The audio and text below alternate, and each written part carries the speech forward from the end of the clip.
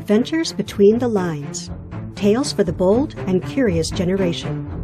Written by Troxen. Narrated by Avian Jangula. Spike and the Magical Book. The crisp winter air bit at Spike's cheeks as he trudged down the snow-packed sidewalk toward school. His real name was Josh, but no one ever called him that. His older brother had given him the nickname Spike when he was little, and it had stuck like frost on a January window. At 12 years old, Spike wasn't the type to stand out. He wasn't especially good at sports, and he wasn't the class clown. He was quiet, the kind of kid who sat at the back of the room, hoping to go unnoticed. Today was no different. He stared at the ground, his breath puffing out in little clouds as he made his way down Maple Street. That's when he saw it.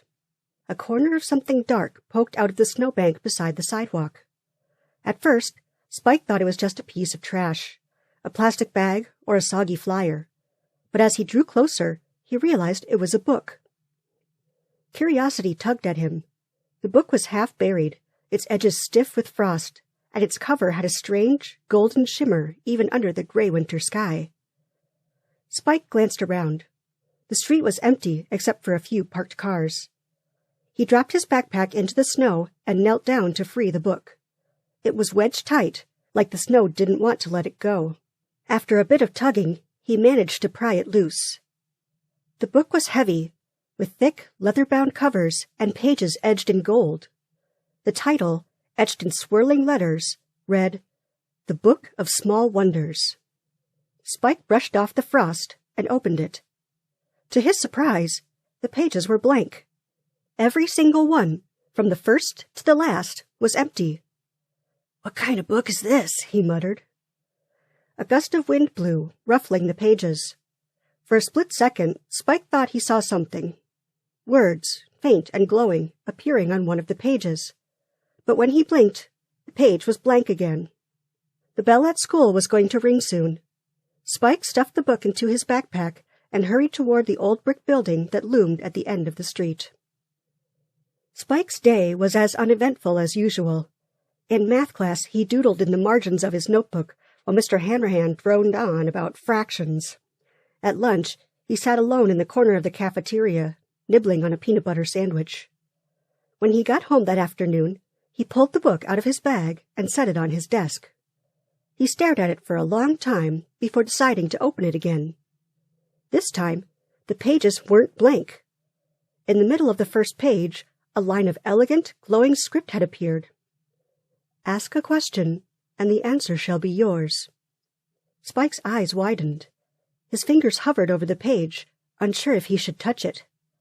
Finally, he whispered, "Who wrote this book?" The glowing letters faded, and new ones appeared. "I did. I am the Book of Small Wonders, and now I belong to you." Spike's heart raced. The book could talk. Sort of. What can you do?" he asked hesitantly. "I can help you. With small wonders, of course. Ask and see."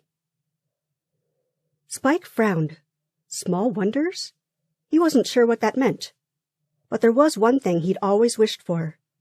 "I want to make friends," he blurted. The book's pages fluttered on their own, as if an invisible hand was flipping through them.